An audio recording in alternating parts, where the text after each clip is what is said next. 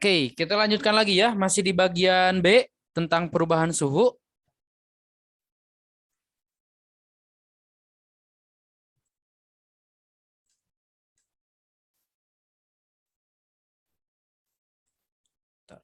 Loading ya.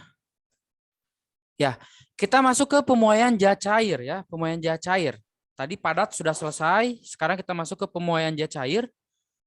Nah, di sini ada sebuah ilustrasi ya. Sebelum kita memasak, membuat apa ya? Ya membuat Indomie ya paling gampang ya. Semua suka Indomie pasti. Bapak juga suka. Sebelum kita memasak Indomie, yang pertama kita lakukan adalah mengambil panci, mengisi dengan air, menyimpan di atas kompor, kemudian kita panaskan, nyalakan kompornya ya. Kalau misalnya airnya terlalu penuh di mulut panci pas gitu ya, pas di mulut pancinya, maka setelah mengalami pemanasan, apa namanya? Marni, coret-coret. Maka yang terjadi adalah air itu akan meluap ya, akan tumpah ya. Cuman yang kita hitung di sini adalah tumpahnya itu berapa. Itu yang akan kita hitung di sini ya. Nah, di sini juga ada beberapa jenis zat cair ya, mulai dari air, ether, bensin, alkohol. Ketika mengalami pemanasan maka akan memuai ya. Di sini yang mengalami pemuaian paling tinggi adalah ether, kedua bensin, ketiga alkohol, dan keempat yang terakhir adalah air ya. Kita lewati dulu yang ini anomali air. Untuk rumusnya sekali lagi sama ya, rumusnya seperti yang tadi, lewat yang tadi ya. Cuman di sini karena volume air maka tetap lambangnya adalah atau simbolnya adalah V ya, volume. Volume dikali koefisien muai airnya atau B. B ini boil ya, boil itu rebus ya, dalam bahasa Inggris itu rebus, dikali perubahan suhunya. Ini ada contoh soalnya, sudah ada jawabannya. Sebuah panci berisi air penuh sebanyak 4 liter. Dipanaskan menjadi atau sampai suhunya 80 derajat Celcius. Pertanyaannya, air yang tumpahnya berapa jika koefisien muai air adalah 0,004 per derajat Celcius. Ya, kita langsung masukkan ke rumus ya. Delta V sama dengan volume awal atau volume 0, V0 dikali koefisien muai airnya, boilnya, dikali delta T-nya. Ya, 4 dikali 0,004 dikali 80 adalah 1,28 liter. Jadi, air yang tumpah kurang lebih adalah sebanyak 1,28 liter. Seperti itu ya, dari 4 liter menjadi 1,28 liter. Lumayan banyak ya. Soal yang kedua. Ada botol ya, sebanyak volumenya 500 cc, diisi air 500 cc juga atau 500 ml. Kemudian suhunya dinaikkan dari 20 menjadi 70 ya. Koefisien botol dan airnya atau cairannya sebesar sekian ya yang ada di slide. Pertanyaannya, air yang tumpah nanti berapa? Kita data. Yang pertama, suhu awalnya adalah 20 derajat Celcius. Kemudian volume botol dan volume airnya sama ya, diisinya 500 ml juga. Kemudian koefisien botolnya 0, sekian ya, itu nolnya ada 4. Kemudian koefisien cairannya adalah 0,0004 dan suhu akhirnya adalah 70 derajat Celcius. Volume yang tumpah ini yang ditanyakannya. Kita jawab ya. Yang pertama, yang balik lagi yang tadi, yang gampang dulu ya. Perubahan suhunya berapa? Suhu akhir dikurang suhu awal. 70 dikurang 20 adalah 50. Berarti dia naiknya, suhunya naiknya 50 derajat. Yang berikutnya kita masukkan ke rumusnya ya. Delta V botol atau perubahan volume botolnya tinggal dikalikan saja 0,0004 dikali 500 cc atau 500 ml dikali 50. Maka hasilnya adalah 1 mililiter atau 1 cc. Ini untuk pertambahan volume botolnya ya. Nah, sekarang kita hitung volume airnya. Volume airnya, perubahan volume delta V airnya 0,004 dikali 500 dikali 50. Ternyata pemuaian airnya sebesar 10 mililiter. Ya. Sehingga yang tumpah ya udah kita tinggal kurang deh. Volume air dikurangi volume botolnya. 10 dikurang 1 adalah 9 mililiter. Sehingga kurang lebih air yang tumpah dari botol itu kurang lebih 9 mililiter ya.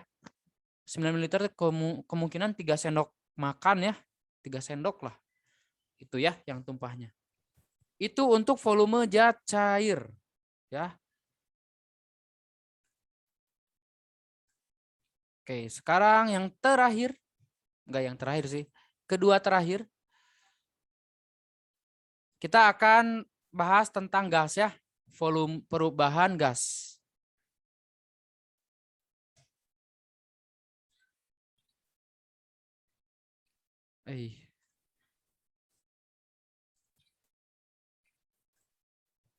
Oke, sudah ada slide-nya? Terlihat?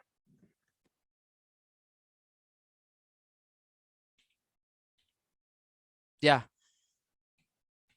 Kita masuk bagian ketiga yaitu pemuaian pada gas. Ya. Gas itu mengalami pemuaian ketika suhunya naik dan akan menyusut ketika suhunya turun. Pada gas itu tidak dikenal muai panjang atau muai luas, yang ada hanya muai volume. Sehingga rumusnya sama seperti air ya. Delta V sama dengan V0 dikali koefisiennya dikali delta T-nya. Oke, dan muai gas itu semuanya sama yaitu 0,00367 per derajat Celcius ya. Ini Bapak salah tulis ya. Oke, kita langsung ke contoh soalnya ya. Suatu ruangan berisi sebanyak 50 meter kubik udara, suhunya 25 derajat Celcius. Pertanyaannya, ketika suhunya naik menjadi 40 derajat Celcius, berapakah volume udara yang ada di ruangan itu? Nah, pertama kita data dulu nih. Volume mula-mulanya tadi 50 meter kubik ya. Kemudian kenaikan suhunya, suhu tinggi dikurang suhu rendah. 40 dikurang 25 itu 15. Kita masukkan ke rumusnya. Watt ya. V0-nya 50, koefisiennya 0,00367 dan perubahan suhunya 15. Kita kalikan semua. Hasilnya adalah 2,7525. Pertanyaannya, berapakah total volumenya ya, volume udara setelah kenaikan suhu itu? Ya udah tinggal ditambahkan aja ke volume awalnya. 50 ditambah 27,525 ya. Jadi volume akhir atau volume udara di ruangan itu pada suhu 40 adalah 52,7525 ya. Seperti itu cara menghitung pemuaian pada zat gas, pada gas ya. Oke, praktikumnya ya gampang sekali dan sederhana sekali ya. Di sini ada sebuah botol kosong ya.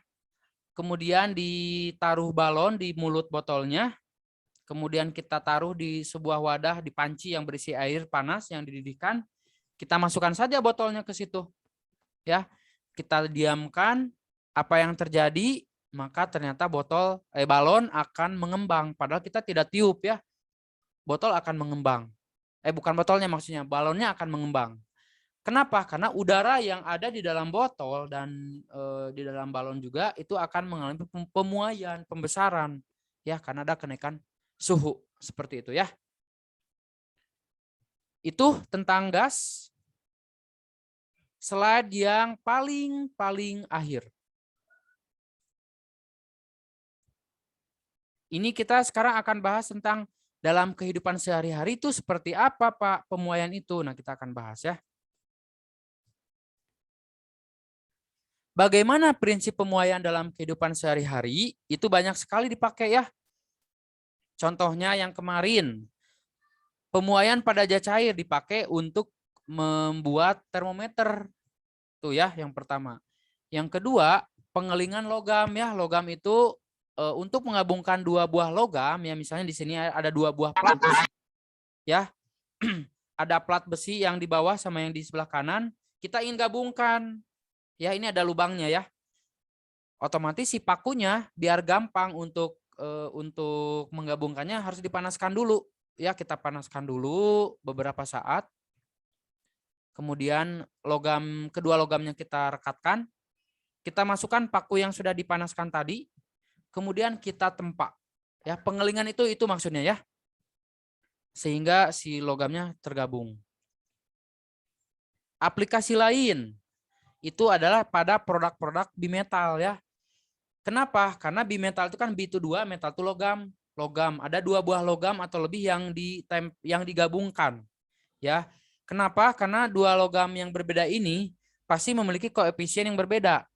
Bimetal itu akan melengkung ke arah logam yang koefisien muayannya lebih kecil. Artinya semakin kecil koefisien itu semakin panas, akan cepat panas, akan lebih cepat melengkung. Seperti itu ya. Contohnya di sini. Logam 1 itu memiliki koefisien lebih besar dibanding logam yang kedua. Ya, maka logam itu akan melengkung ke arah logam 2. Itu ya, karena logam yang lebih kecil itu kan akan lebih panas, lebih cepat panas. Maka yang lebih duluan melengkung itu adalah logam 2.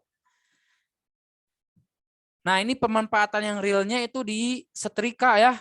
Mungkin kalian pernah menyetrika, kenapa bisa mati menyala sendiri setrikanya. Ini menggunakan konsep pemuaian. Ya, ketika setrikanya sudah panas, ya, logamnya pasti kan panas, logamnya memuai, maka sakelar akan terbuka ya.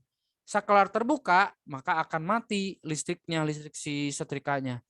Nah, ketika sudah mati, akan dingin lagi kan? Nah, setelah dingin, pasti si lengkungan logamnya akan kembali seperti semula dan menyentuh lagi indikator yang mengandung listrik. Sehingga pas dingin akan nyala lagi, pas sudah panas akan mati lagi. Itu ya. Jadi itu pemanfaatan pemuaian dalam kehidupan sehari-hari.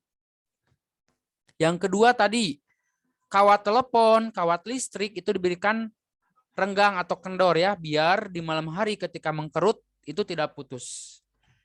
Yang ketiga, dalam konstruksi ya, dalam jembatan, kalian lihat ini ada jembatan yang bergerigi. Ini akan memuai pada siang hari sehingga harus diberikan diberikan jarak ya, diberikan celah. Rel kereta api yang tadi kita bahas di awal juga sama ya, ini adalah aplikasi dari pemuaian. Kemudian memasang kaca atau jendela juga sama ya. Ini juga diberikan celah. Jadi kaca itu tidak langsung nempel ke kusennya atau ke kayu atau besinya ya, tapi diberikan celah renggang untuk memuai ketika siang hari ya. Kaca juga memuai ketika kena matahari atau ketika panas. Oke, itu mungkin materinya ya. Sudah selesai materinya. Ada yang ingin ditanyakan? Pasti banyak pertanyaan ya, karena pasti masih banyak yang tidak paham tentang perhitungannya, cara ngitungnya gimana Pak. Di PTM minggu depan kita akan bahas ya. Itu. Ada yang ingin tanyakan dulu? Tidak ada? Kalau tidak ada yang bisa buka kamera, tolong dibuka dulu kameranya. Bapak ingin ambil dokumentasi ya, untuk diserahkan ke Ibu Maya. Boleh, Made Rizky dibuka kameranya, Mika, Michelle, Nandra, Benny, Jevino, Cheryl, Karen. Yang tidak buka kamera gak apa-apa, yang tidak bisa gak apa-apa ya. Yang bisa, HP-nya bisa, boleh dibuka kameranya ya. Oke, ayo. Michelle. Oh, ada tukang bangunan. Oke, baik Karen, gak apa-apa. Oke, sebentar ya. Oke, berikan wajah terbaik kalian ya. Bapak juga sebenarnya gak pede sih foto-foto gini, tapi harus ya. Oke, siap ya. 1, 2, 3. Oke, terima kasih ya. Terima kasih banyak untuk perhatiannya, untuk kehadirannya di Zoom ini. Ya, mohon maaf untuk segala kekurangan. Ya, kalau misalnya ada pertanyaan mau secara pribadi boleh ya. Kemudian Ini ada tugas, tapi tugasnya harus merangkum ya, mencatat, karena materi yang tadi mau tidak mau harus kalian catat biar ada bacaan untuk pembahasan ya. Bapak sudah share di grup ya catatannya, silakan dirangkum, tidak usah banyak-banyak, yang penting mencakup definisi, kemudian contoh soal ya, sama rumus ya, rumus contoh soal itu harus ada ya. Jadi definisi, rumus dan contoh soal ya, hanya 3 poin itu saja yang harus kalian catat ya. Oke, tadi rumusnya ada, rumus utamanya ada 1, rumus anak-anaknya ada berapa tadi? Ada 4 atau 5 gitu. Ya, itu saja mungkin ya untuk hari ini. Batas pengumpulan rangkumannya hari Minggu ya, jam 6 sore. Oke, yang sudah langsung hari ini juga boleh langsung dikirim ya. Kirim ke WA-nya Bapak ya. Ya, dikirim ke WA Bapak ya. Kenapa, Uba? Terus yang masih punya hutang juga ya, jangan lupa dilengkapi hutang-hutangnya, diselesaikan, dituntaskan ya, masih ada waktu. Oke. Oke, kalau tidak ada pertanyaan, Bapak tutup.